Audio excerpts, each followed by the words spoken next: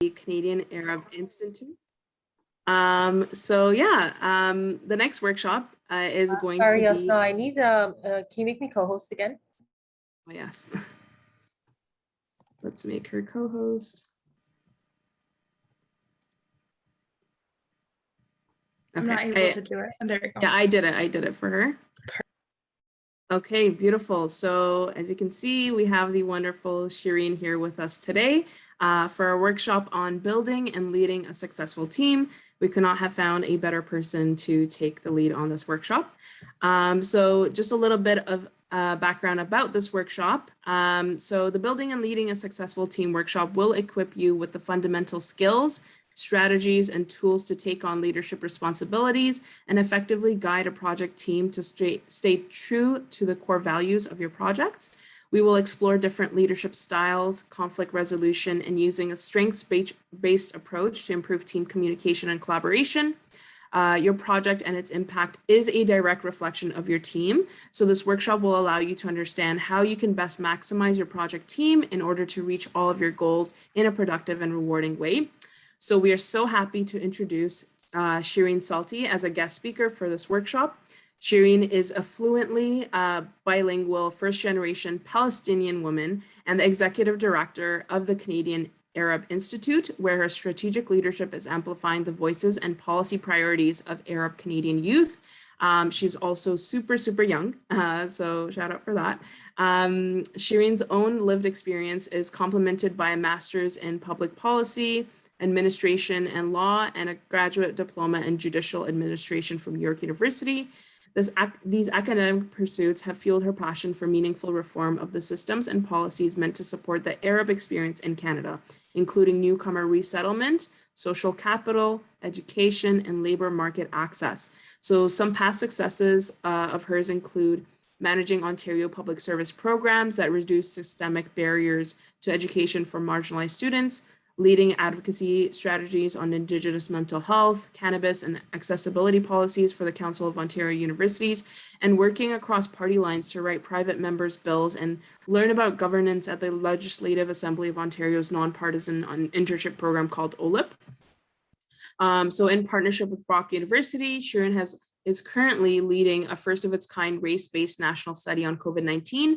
She's also consulting with the Together Project, tracking how government-assisted refugees build social capital during the pandemic and resettlement period. When she's not knee-deep in research and policy, Shireen can be found reading, writing spoken word poetry, meditating, listening to Drake, or in her kitchen experimenting with authentic Palestinian Qudsi recipes from her birthplace, Jerusalem. We will now pass it over to Shireen as she begins her workshop. Shireen, the floor is absolutely yours. I didn't think you would read the whole bio. Thank you so much for doing that. That's really sweet of you, Benin. Thank you so much for having me here. It's an honor to be in your presence today on a Saturday afternoon. There's nothing else that I'd rather be doing than to be speaking with Afghan youth, particularly in this time, because as a Palestinian woman, I feel like I need to do my fair share of showing up to the Afghan community, given that the Afghan community has shown up to the Palestinian community and the Arab community in the past few months in a big way. So I'm thinking of you, I'm sending you love, and I hope that inshallah, if we keep praying and we keep taking action and we keep investing in young people and organizations that invest in young people, we will have a brighter future. I have hope, and I want you to also have hope with me today as we think about what's going on back home in our home countries together. Benin and Yasna, honestly, thank you for your leadership. It's so nice to be with you both here today. It was lovely meeting you the other day and chatting with you about the various projects that are going on in your community, but I want to hear it from the youth themselves. I'm curious. I want this, guys, to be very much an open discussion, and I just want to be a facilitator. So I don't want to talk too much. I want to hear from you. But before we do that, I'm happy to tell you just a little bit about me. Feel free to, or perhaps why kind of, I was selected to talk about building and leading a successful team. And yes, if you see Benin's comment in the chat, feel free to turn on your videos, engage. We would love to see you, but also feel free to type in the chat, like as I'm speaking, or if you have any questions, we can, stop, pause, and really reflect together. We don't have to leave Q&A till the end if you feel like there's something you need me to clarify or you need us to talk about a little bit more. So with that being said, I'm going to turn on my gallery view so I can see you all at the same time. That's great. So I see Samira, I see, is it Humira? Love it. And the rest, it's okay. You don't need to turn your camera on. I know it's a Saturday afternoon and you're just here to learn, but if you do have any questions, just feel free to raise your hand. That's in the reactions at the bottom right, and we'll give you a chance to speak if you don't want to put your comment in the chat. So a little bit about me. I was born and raised in Jerusalem, Palestine. I moved to Canada when I was 15 years old. And I identify as Arab Canadian because half of my life has been spent in the Arab world and half in Canada. Well, almost half. I'm 27 now. So at 30, I feel like I would be officially Arab Canadian. And I feel like what I do at the Canadian Arab Institute is very much in line with my story, my journey here as an Arab Canadian, but also a lot of youth that I know. Racialized youth in particular. I moved to Vaughan Woodbridge from Palestine in grade 11, and that was a huge shift for me in terms of, my integration. Like what I didn't feel like I belonged. I didn't feel like, I always felt like an outsider. And of course, I had a much thicker accent than the one I have now. And I moved to an area where it's like third generation immigrant Italian community. So not that many people knew about Palestine, and not that many people knew about even what it means to be Arab. So that was a huge challenge for me, educating people about my identity from early on. But I loved it. I loved doing it. And I love debunking myths around our identity and seeing people's faces. And that carried on with me to university. I went to York University, as Banin mentioned. I studied business and society in my undergrad, public policy in my master's program. And then I did this wonderful internship right out of my master's called the Ontario Legislature Internship Program. You can apply to it even if you're straight out of undergrad too, as long as you've graduated or you're a recent graduate. And that really opened up so many doors for me. It's a nonpartisan internship. So we worked with members of provincial parliament on both sides. So I worked for Liberals and NDP members. And, it was really interesting to learn, to be, first of all, a Palestinian woman in the halls of power, but to learn from people who have, written private members' bills and governed and legislated. And that experience shifted my perspective on how we can influence power and how we can make change. And from the inside, but also from the outside. And so what you guys are all doing here today as young people is really trying to be change makers, right? You are change makers actually, and you're trying to change, you're trying to find a solution for a problem. The problem that I was experiencing was racism. In every kind of sector that I worked in Canada, there was still a lack of understanding about my identity and lots of kind of microaggressions that I faced as a woman. And it wasn't until I became kind of the executive director of this organization that I was able to talk about anti-Arab racism and what that meant for me. And I built a team of young people to apply for grants on anti-Arab racism and tackling Islamophobia. And I'm happy to announce that our voice was heard, and we were able to get a big federal grant on the day of the Islamophobia Summit to tackle Islamophobia by the federal government from the Minister of Diversity, Inclusion and Youth. And so that's why I'm here to give back to the community and explain how you can do the same, how you can apply for grants and succeed and build large teams made up of volunteers that can help you make change, address the problems that you're facing in Canadian society, but also create a community. Because really what this is about is community engagement. And what it's really about is facilitating discussions that are innovative, that go beyond the traditional conversation that people have in their rooms with their own people. So you're here to challenge the status quo, and in and of itself, just your presence today is crucial. So congratulations on being here and on creating all these projects. And I already see a question in the chat. So I'll read it out loud. What are the 3 key learnings you can share with us from your journey, mainly helping other refugees and newcomers? What a fantastic question. Happy to answer that. To be honest, I'm actually just publishing a report very soon on my journey with helping refugees and newcomers, so I'll be sure to share it. But the biggest key learning for me is called social capital. And this is something I base all of my research on, is that you are powerful when you have people by your side helping you integrate into Canadian society, whether helping you learn the language, English language, or helping you navigate the healthcare system, or how to use a TTC or a bus.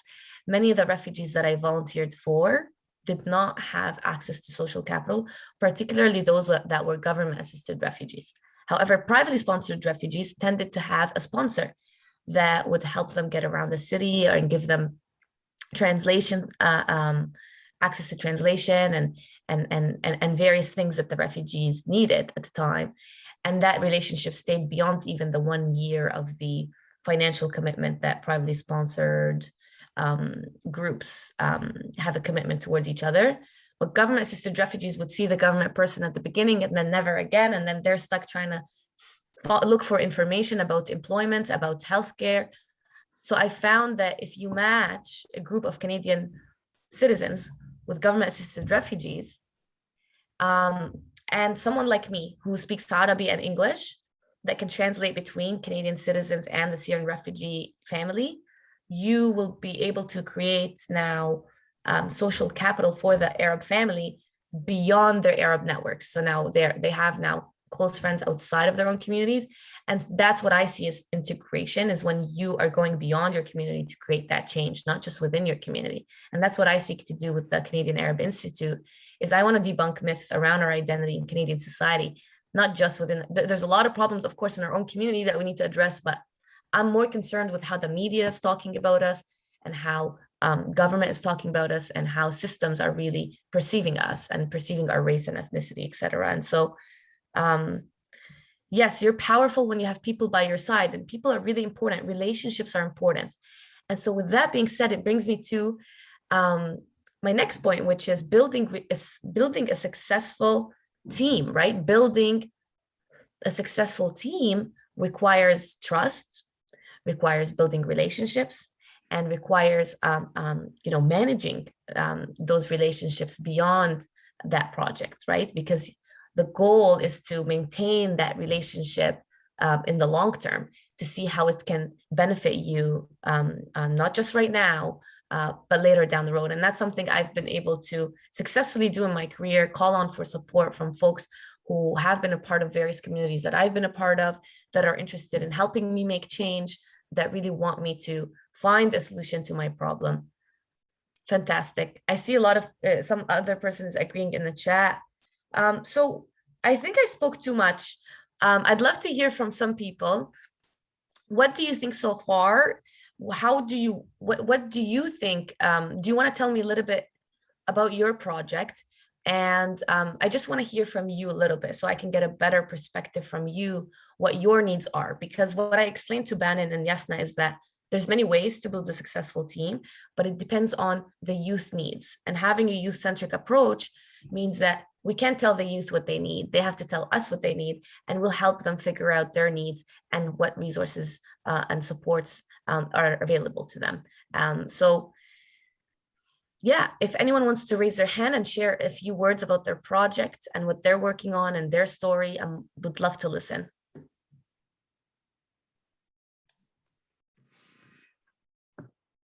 Yeah. Yeah, I did type in a question, and I feel like Lena from AYBC and ACE agrees. So how do we sustain a not-for-profit organization or grassroots kind of project if it's fully volunteer run? And of course, volunteer burnout is a real thing, especially during the pandemic. How do we keep people engaged, and how do we keep them motivated, passionate, or incentivized to continue, right? Our passion can only take us so far, especially when we have so many things going on. That's an excellent question. And I did witness my volunteers get burnout in the pandemic. And you know, it's not easy to keep them engaged.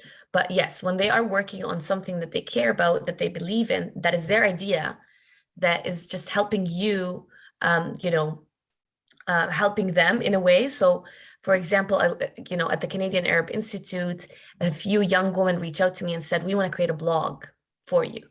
And I said, well, that's not really something I have time for. I don't know if I can do it. I'm busy leading an organization and managing a bunch of important files, but a blog would be awesome. It would be in line with our mission to amplify voices of Arab Canadian youth. Why don't you, as volunteers, put together a list of ideas that you want to talk about on our blog? And because I gave them titles like managing editor, like, you know, consultants, like writers, suddenly now they're invested. They want to prove that, you know, they are managing this blog by themselves, by youth for youth. And they really put together an awesome piece about queer Arab identity and what that meant. And now they just posted something about two entrepreneur Lebanese Canadian women that are really helping the country of Lebanon in crisis. All to say that when you're motivating volunteers to do something that is useful, that will benefit your work, you have to give back. So whether it's a title or a reference letter or a support in one way or another, whether it's you know, professional support, professional development, feedback that you will be able to provide, constant points of engagement. So weekly meetings or bi-weekly meetings, ensuring that you are setting that stage up for success when it comes to expectations. There's many ways that we can really ensure that volunteers are still committed and engaged, but it starts with, the key here is they believe in the idea, because if they don't believe in the idea, they're just simply not going to do it or help you do it.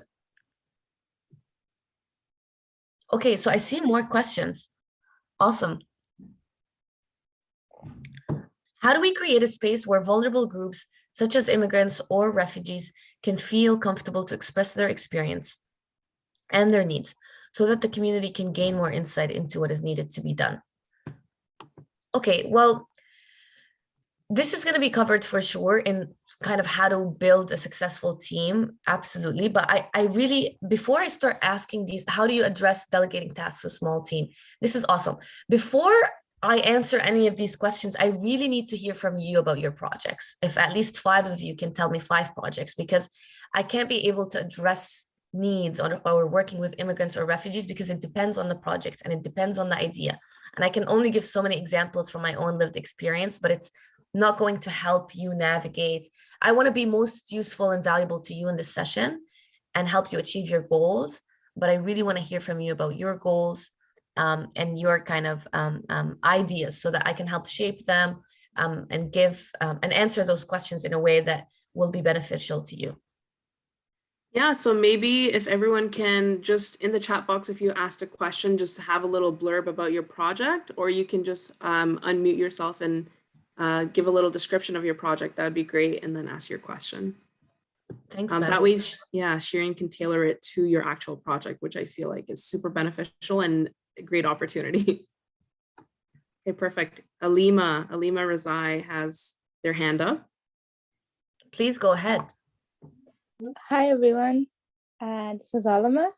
Yeah, so actually I want to work on a project that's called Girls Leadership. So basically it's for a newcomer Afghan youth who are new to Canada and they don't have much information about Canadian culture and how they could proceed and be successful in Canada. The focus on this project is more into topics that are not very common in our community. For example, what is mental health? How do you address that? How can you have your own culture within you while you're accepting other cultures or Canadian culture? And how can you just get comfortable with it? That and different topics. And we will also have maybe the program open for youths if they want to learn on any maybe a couple of topics that they're interested in, want us to bring expertise from different from that field, and they could speak with them. Yeah. Awesome. I'm just gonna ask Ramis to comment also, and then I'll respond all at once. Hi everyone, thank you so much, Shireen. It's very nice to see you. Your journey is very inspiring, that I've read about, and now listening to you. So my project is called the Hope Project. And what I do is that I advocate for more support for refugees and newcomers, mainly for Afghan young refugees.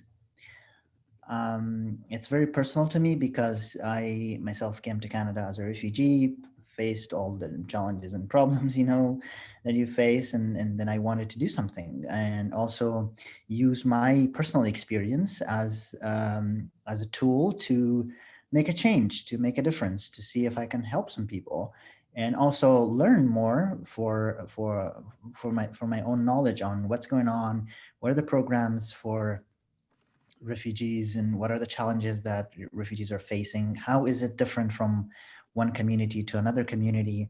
So that's why I started the Hope Project. And in the first round we had a socializing and networking event, and then I tried to work with individuals in person, like targeted engagement, because some people might just not have trust in crowd events and say, well, it might not benefit me that much because the needs are different, and it's very difficult to identify and address those individuals' needs and through one event. So I try to reach out to people individually and talk to them and what were their challenges. Myself, I don't have a lot of knowledge, but just talking to people and trying to find some information that they needed for their networking, or finding opportunities for volunteer work, or how to engage in social activities, or just simply make friends. I have a question, and the question is, what do you think are some of the key challenges that newcomers in immigrants and refugees face, and what are some of the opportunities, and how these challenges and opportunities are different from, for example, the Arab Canadian community to the Afghan Canadian community, and what are the challenges and opportunities that are in common, and how we can actually bring this force together to address these challenges together and work on opportunities together. Wow, I'm gonna stop here for a little bit because you shared a lot, Ramis, and I feel like it's worth commenting. First of all, thank you for sharing your story. I'm curious to meet you one day and learn more about you. I really appreciate your kind words also about my own journey. I'm curious to also hear about, you mentioned you provide support for refugees and newcomers, but you haven't defined what that support looks like, right? Whether it's to create a network of friends or helping them get information. I heard the word information. I heard creating a good experience. What does that experience looks like? I'm curious to know how the Afghan refugee immigrant experience is, in your opinion, as a refugee. How do you do outreach? And I'm curious, how many participants you have, like how many people do you try to help? So those are some questions that I would start thinking about when outlining a strategy for, building a successful team, is like, what are my actual objectives here for the next particular year? And what do I want to accomplish? Because the vision can be, of course, successful integration for Afghan refugee and newcomer youth or women or people. But how do you go about that? Is it through mentorship program? Is it through a networking opportunity, one event? Or is it a big conference talking to government and media about them? Or is the goal to change policy? Or is the goal, for example, to ensure that they just have simply friends in their neighborhood and they have neighborhood support, right? So these are the kind of things that I'm really interested in. Just based on your big question, which is what are the challenges and supports needed for that are experienced by newcomers in Canada? I'm happy to answer that from the Arab experience only, because that's my expertise. I can never speak on the Black experience. I can never speak on the Afghan experience, right? Because I'm a Palestinian immigrant. So it's very hard, but the research that I've done also was just on Syrian refugees. It was on Arab people. It was never on, beyond those ethnicities. I mentioned a research project that I'm publishing soon, coming out with a Together project. Google it if you haven't heard of it yet, but it's an organization that supports government assisted refugees through that social capital method that I talked about by matching. It's called a welcome group model, and they match Canadian citizens with refugee families to help them access social capital and create networks of supports that are beyond their community, beyond, just the Syrian community. And some of these Canadian citizens are volunteers, but they're all volunteers, but they're, either doctors or lawyers in the Canadian healthcare system and the legal system. Some of them are ESL questions. They help their kids learn English, various things. And I thought that kind of support is the best support for integration, in my opinion, because government policy does not embed social capital frameworks when they're thinking about integration, when they're thinking about creating a newcomer experience, right? They bring refugees and immigrants, which is great to begin with, but how do we do that? How do we create a good experience for newcomers beyond the first few years of arrivals, right? For the long term. And they're already at a disadvantage being newcomers. They lack access to information, specifically in their own language, information that's culturally sensitive. Like, I've interviewed Arab refugee women that told me, that are doctors and engineers, by the way, and lawyers, and they were in newcomer training rooms on like Canadian society or like cultural kind of workshops, and people were telling them about how to use the toilet or something. Like, it was something very demeaning, right? Like, it was just telling them about Canadian weather and things that they've Googled and learned know a lot more than like Canadian citizens about. So it's also cultural sensitivity training is what I think is a major support, is how do we ensure that there's Arab immigrants like me who came here 10 years ago, have survived and thrived, that can now offer support to the Arabs that are coming into Canada. Why is it that we're sending non-Arab people to help Arab people? And that's what I would argue with Afghans, is it should be by community for community. It should be the supports that should be available, should be community-led, but community funded by the government, by various institutions. And so if you are working on a specific grant or an idea that you think someone else should pay for, also think about who should be the main funder for this, because your volunteers can only be volunteers for so long. So I've had volunteers for 2 years at the Canadian Arab Institute, but I'm pleased to announce that 5 of them became full-time staff as of this year in the pandemic. So we really need to make sure that we get funding for volunteers so that they are compensated for their work, for their efforts, and they're no longer just doing, free work. So that's what I want to help you guys get a better understanding of how to do. I'm sure that Ramiz, that doesn't answer all of your question, but you're free to comment if you'd like back about some of the stuff I've said.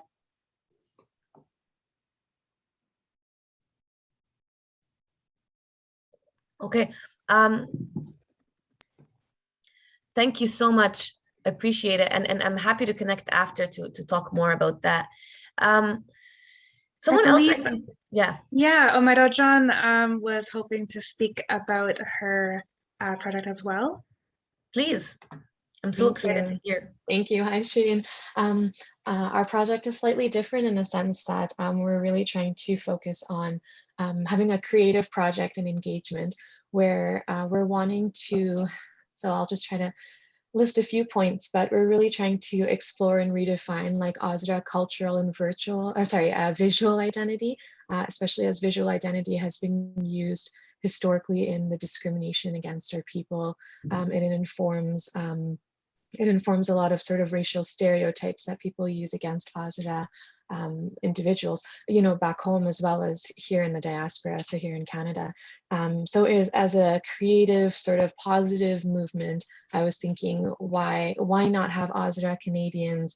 You can be a creative, you can be a professional, you can be anyone, and to contribute to a photography project where we actually show a very visual representation of who we are and what within a proper context. So using photography is really controversial, especially if we think of this, the photos by Steve McCurry and Sharbat Gula, where there's constantly this movement of the external outsider person recording our culture and our people and our history, but not necessarily within the context that they deserve, and that is truthful.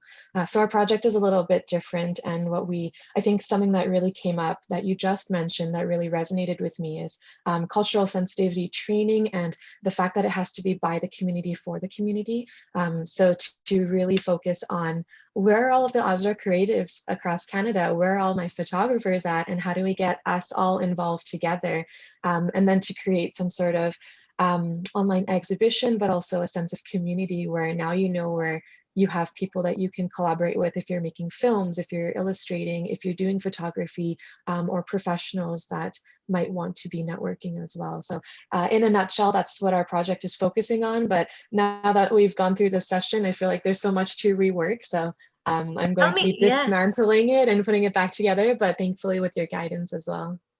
This sounds amazing. I want to hear more about it. It sounds so awesome. I can just picture some of these photographs at like museums or like something very cool. But I'm curious, what is the biggest challenge that you're facing right now?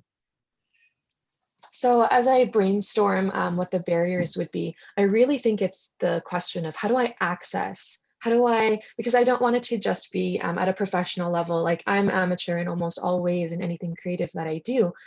However, I'm a professional when it comes to pharmacy, for example. So how do I connect with people, not only in the professional sense, but also like, what is your hobby and what is your passion, and how, especially for youth, how do we engage youth and bring them into the picture?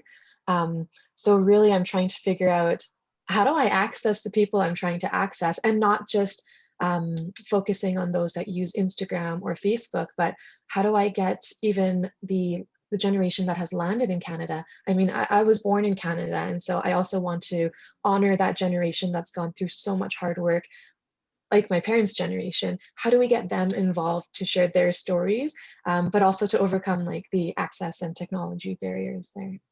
This is giving me goosebumps because I thought of doing the same thing. And also you're an excellent communicator.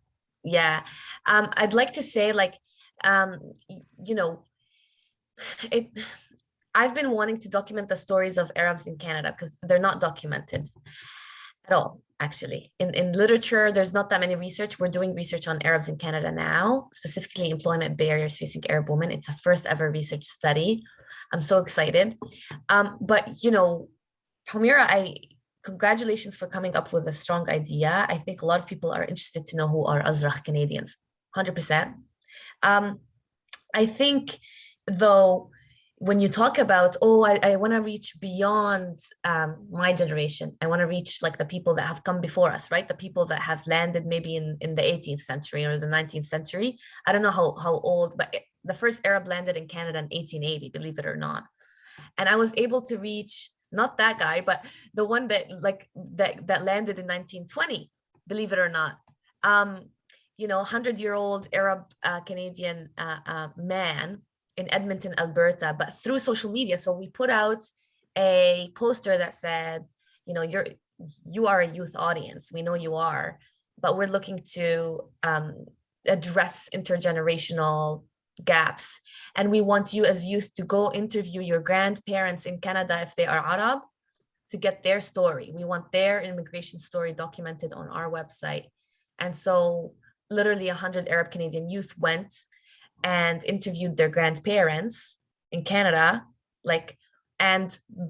through social media outreach. So you have to think about two things. What's the platform by which you do have access now? Use all of it, right? And social media is the platform that you have access to. Use it, right? I know your target audience is not on social media, but chances are that those people are connected to your actual target audience focus. Limit your target audience. Who do you really want to hear from? Is it first generation, second, third?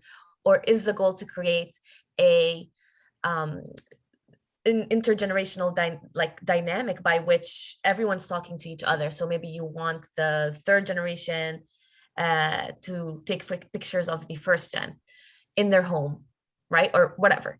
But try to focus. That's, I think, the best advice is just focus the target audience, focus the messaging. And I know it's hard to say, okay, where can I have access to these people? I'm in Toronto, I want to get people in Edmonton, I want to get, yes, try to start with here though, because you're here. And how it works is like, we call it the snowball technique in research. So you tell those people and you say, please give me 5 names. And they give you 5 names, and then it just becomes like a Canadian network. And believe it or not, that's how we built a solid national network across Canada, just by word of mouth. Thank you so much for all of your answers and for that guidance. Yeah, no, I'm happy to chat more. I'm curious, like if you have any material that you want to share with me by email, I'll put in my email in the chat at the very end. But it sounds like an awesome project, and make sure you get as many volunteers that can do the outreach for you, can help you go to community organizations, at least starting with mapping, you know, the community organizations that are close to these participants or individuals, right? Awesome. Okay, so the chat is popping. I want to read some stories in the chat. Okay, unless someone else had anything to say before we jump into the chat. Okay. My project is Marwa Salim. My project is a book club for Afghan youth ages 14 to 24. This year, wow, that's very cool. This year, we, a team of 4, have decided to collaborate with another Afghan youth-led group. Wow, a team of 8. Look at that, double the power. So the roles are changing a bit, right? I'm wondering how to go about designating roles while also making sure that everyone's voices, ideas are being acknowledged and applied. A lot of youth also don't have a specific area they have experience in, so it's difficult to assign a role to them. Okay. This is the biggest challenge, Marwa, in my kind of building a team is learning, okay, how can I bring the best out of somebody, right? Like if someone themselves doesn't know what they're truly passionate about, how can I tell them, you know, you're in charge of this, you're passionate about this? I can't tell them that, right? Like they have to decide for themselves. But I think it would be important to consult first and foremost with the 8 people, right? Start a group consensus. Don't build bureaucracy yet, because you're a very small team of individuals. So say, you know, everyone here has the same, there's no voting power. There's no, like, you know, one person decides at the very end. We're all going to consult with each other and build consensus among each other. So let's have a meeting about what each of you thinks this project should be, how this project should be run. We're going to take notes and listen. And you should also tell me, what are you most passionate about doing in this project, right? Like, and if they don't know, that's fine. But say that that's in the name of creating a volunteer policy where you build expectations with each one of them, because it's important as manager to ensure that they understand what they're getting out of this experience and what they're committing to. So at the very least, as manager, you should be aware of, does this volunteer want to commit 5 hours or 10 hours? Does this one maybe have 20 hours of capacity or 30 hours a week or a month? Right? So at the very least, you want to know these things. What does their capacity look like? If you can't assess what role they want to play, let's assess what capacity they have and go from there, right? Because you want to tailor the needs of the roles to each volunteer depending on their capacity, not just their skill set. Sometimes some people don't have a big skill set, but they're able to give you a lot of time and energy, right? And maybe that time and energy can be spent in social media alone, or maybe that time and energy can be spent with calling as many community organizations as possible to get research participants for a project, right? So it depends. Do they like talking? Like, Marwa, I really want you to think, are all your volunteers extroverts? Are all your volunteers introverts? Do all of them like talking, or do they all of them like shooting videos, or do all of them, right? Like which ones of them enjoy certain roles over others, from your experience dealing with them as Marwa, right? But consulting is key, ensuring that they have a voice or they have a say in what's going on, because it's a volunteer-led and you're empowering a community of volunteers. It's important that they decide what their capacity is, and you can help them navigate that. And I highly recommend that you have a piece of paper, at least a volunteer policy, where you say, okay, it could be a template for everyone, the same template, but it changes depending on the hour that they're spending a week with you and what their actual portfolio is. And it doesn't have to be specific, right? It could be like communications, but sometimes they're making calls, sometimes they're doing a social media post, and sometimes they're doing outreach on your behalf, right? It could be community engagement. Sometimes they're, talking to a community organization, but sometimes they're going door knocking, and sometimes, right? So it depends on the specific project. But since it's a book club, it sounds like it's lots of event planning. And so ensuring that you have someone that's very strong in, trained in like calendar invites, ensuring that emails are sent out on time, people that are organized, because organization skills matter in event planning. And I would look for someone with planning skills, organization skills, and someone with like an energy to post and to promote and to market it, because it's really about word of mouth, book clubs. I managed a book club once at York University. It was a great experience, but I felt like I had to make tons of calls to be like, hey, you're coming, right? So make sure that person is also there that will make those calls and ensure people are coming out, and incentivize it a bit. Maybe someone that will go to an Afghan community organization and say, like a fundraiser guy, right? Like that will say, we have this cool thing going on. Are you going to help us get funding for it? Right? Someone that can go and make those conversations. It's really important. I hope that answers, or at least gets you to thinking about some things you can be doing when it comes to assigning roles and managing volunteers. Made some great points there, Shireen, and sorry, I hope you don't mind if I jump in, because even with our experience, like ID is like 3 years old, and we started as 5 people and now we're about 13 people, and we're looking to expand our volunteer base even more.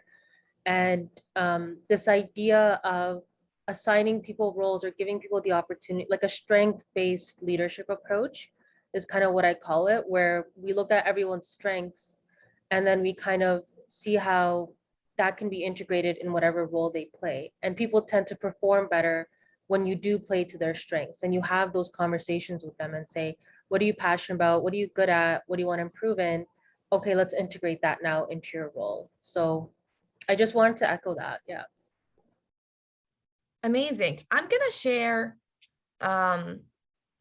like a template.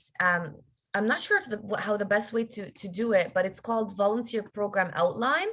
I think this is going to help you a lot. It talks about the value of volunteers, benefits, quick tips, recruitment process, policies and procedures in terms of creating, a code of conduct, maybe even placement and training if you need to do some training. All of it will be included in this particular Word document that you can send to volunteers, or create at least 1-page volunteer policy from it. So I think this is the best resource I can share with you all that will really help. Benin, maybe I'll send it to you and you can send it to everyone after the session. For sure, yeah, we're sending an entire summit package, so we'll send everything along with that. Okay, great. Okay, does anyone want to read the next question?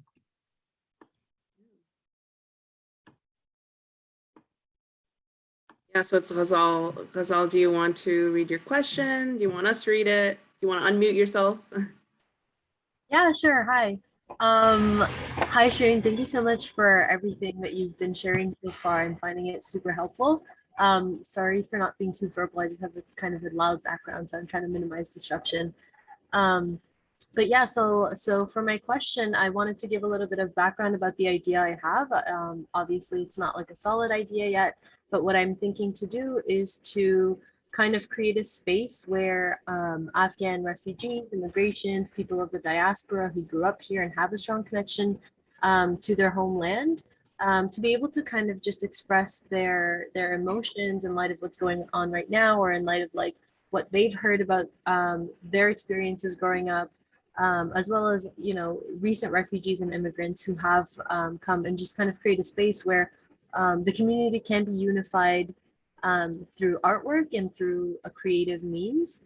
However, I know that topics like this are usually very sensitive, and I want to be able to create a space where people feel comfortable sharing that and feel that the space is safe. So I just wanted your insight to see what you think about the project and perhaps how I can approach it more realistically. Wow, Ghazal, that's a powerful project. Like, congratulations on coming up with this fantastic idea, and I hope you have the volunteers to help you create a safe space. That's really important. So when I did a focus group session on gender-based violence among Arab women, so you can imagine, you know, how sensitive that might have went, right? And I really just wanted to make sure that I create a safe experience. And what I did was I asked a volunteer in the community that I know who's a social worker that set up the stage nice in terms of at least explaining, okay, this is what gender-based violence, this is what gender identity is. Okay, you may be triggered. If you are, we're going to put you in a breakout room session, because it was a Zoom session like this. But we said, if you just don't feel comfortable and you feel unsafe, you can go here and you can talk to someone who's trained on trauma and trained on working with people who feel triggered. And honestly, because she said that at the beginning, and we spent more time, by the way, here, this is key, Ghazal, listening, right? Because you don't want to talk in these kind of community spaces. You just want to go there and listen. People thanked us so much. They're like, where did you come from? Like, we didn't even know this organization existed.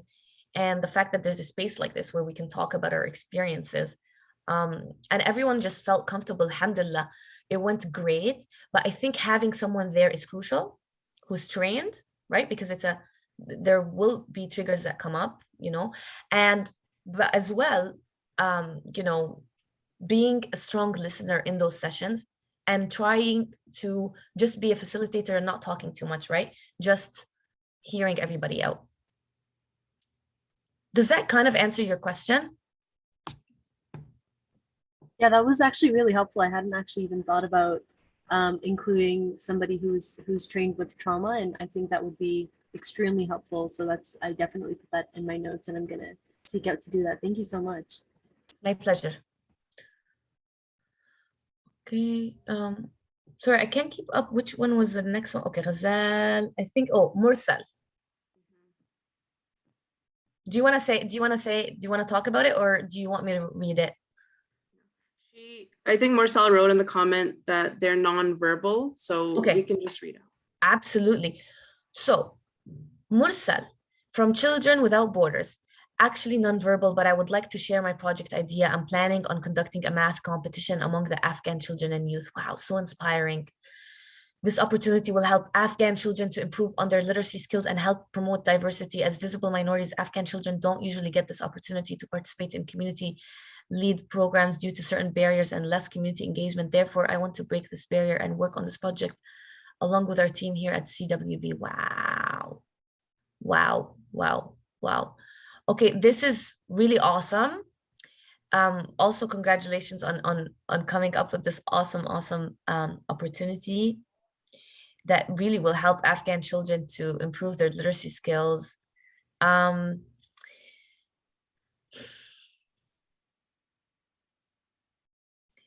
What is like the specific question that you need?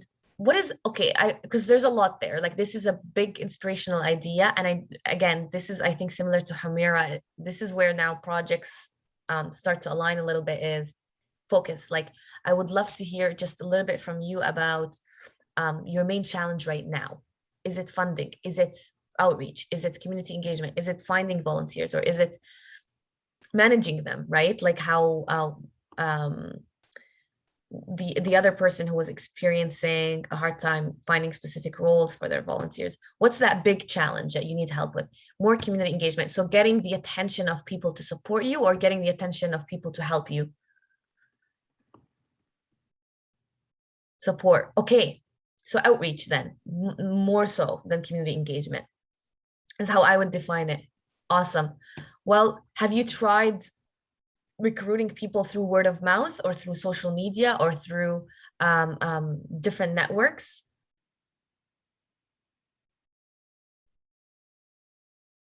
Social media only and not so good. Okay, well, I highly recommend recruiting people through organizations. What is that? Sounds like you have an inspirational story, just given that you're a person from the community creating this need for your own community.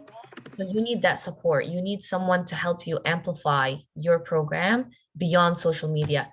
And I think going through different community organizations, telling them who you are, or having at least a template, what is it that you're trying to do, sending it to, for example, I needed Arab volunteers. I went to the Arab Community Center of Toronto. I also went to the Syrian Canadian Foundation. I went to, what's it called? The Together Project, Muslim associations. I'm sure many, many Muslim associations would be interested in something like this, but also think about mapping the literacy organizations themselves in Canada, like the Children's Literacy Foundation, because they may have grants for also specific communities like the Afghan community, Black community, whatnot. Have you thought about targeting organizations next for finding volunteers and help with support?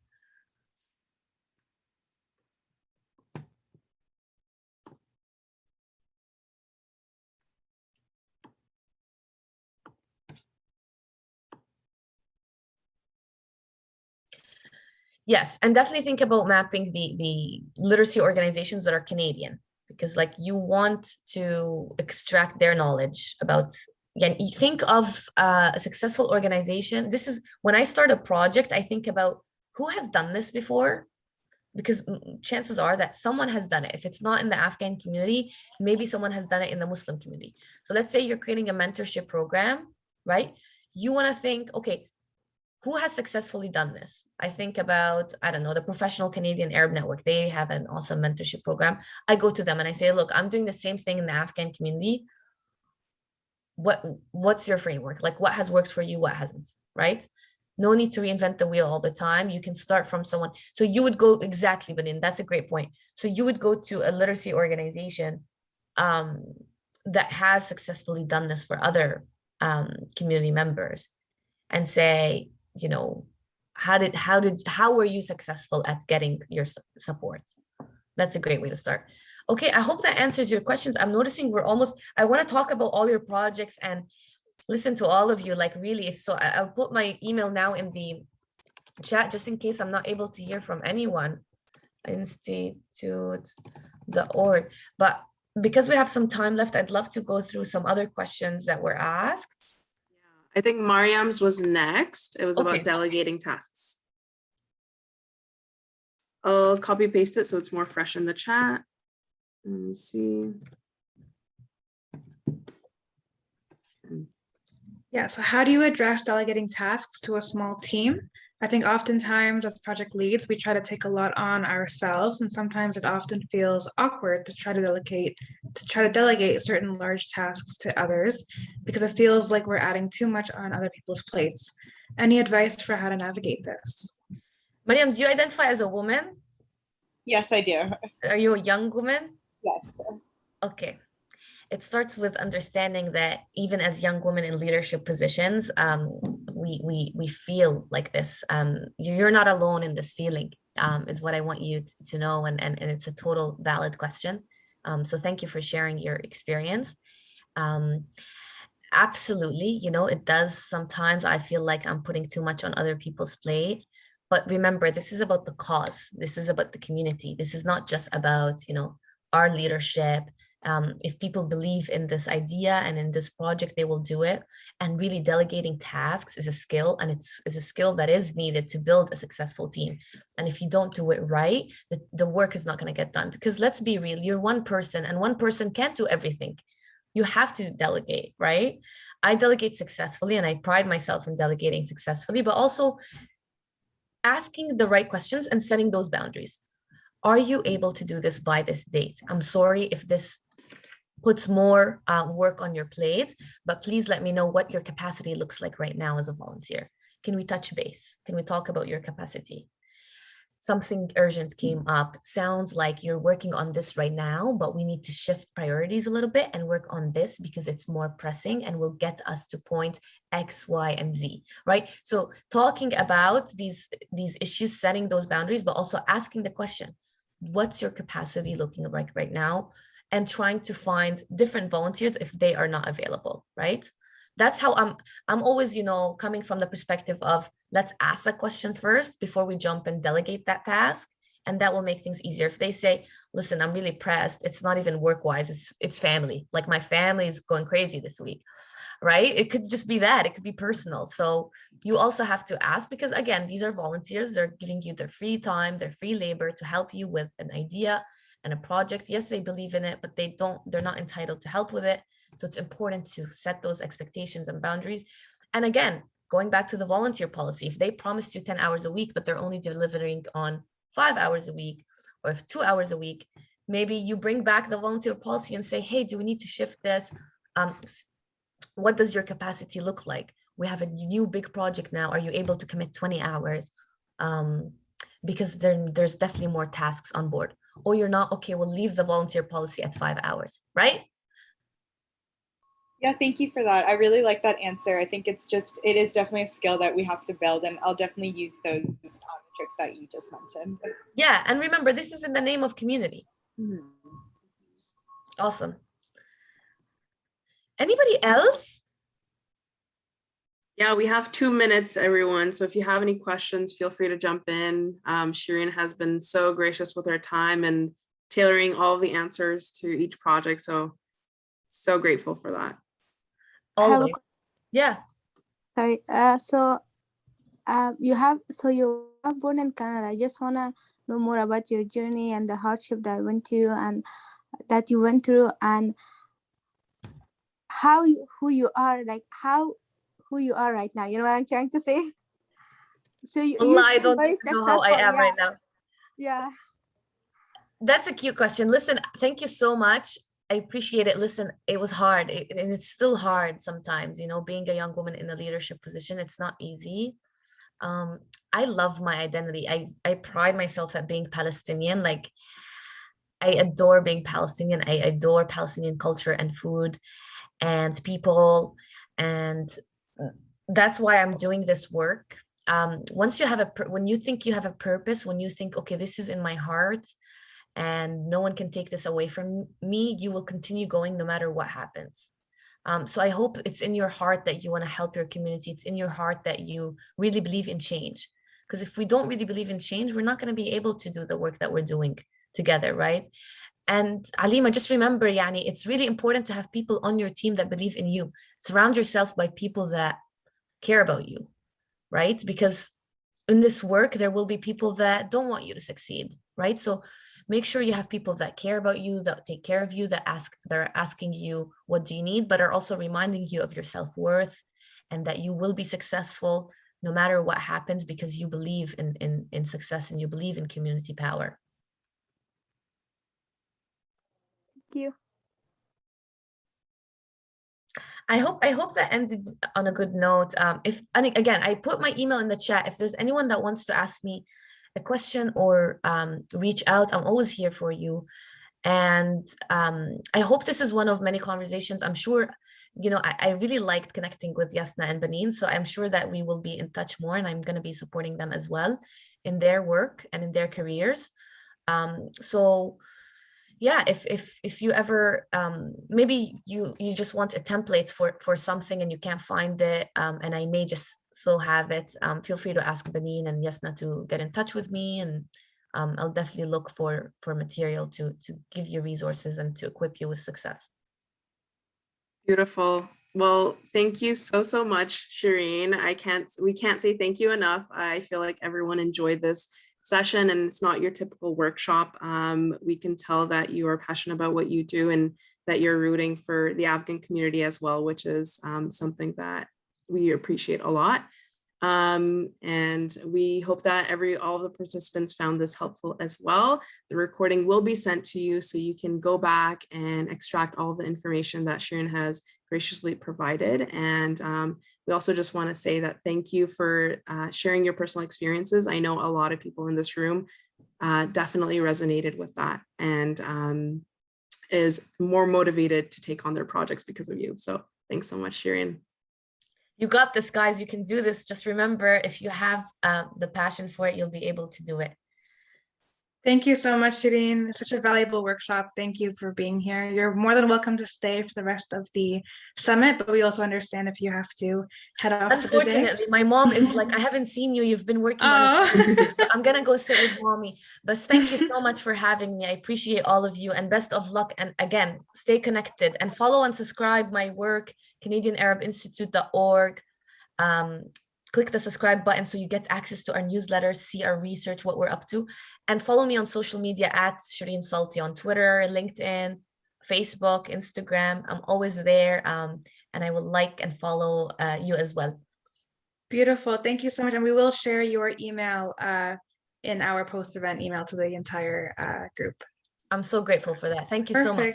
Thank you. Bye. Bye. Okay, it is 2:17, so we are on our lunch break. We have a half an hour lunch break or so. Thanks so much for hanging on tight so far during our first two workshops. We hope that you've had a great time so far and you gained more insight into the application process, into building and leading a successful team. That was just a wonderful workshop for us to also hear, and we're definitely learning as we go along as well. Again, we want to emphasize to everyone that IED is here to support you every step of the way. I know during the workshop, you might be like, oh no, I have to kind of rework a lot of stuff. And that's what we went through last year as well. So you do change your ideas, but just know that the end result is going to be fantastic. And we will help you to get that eligibility criteria kind of met as well. So the 30-minute kind of lunch, it's up to you if you want to take your lunch, turn your camera off and leave, or if you want to stay, we do have a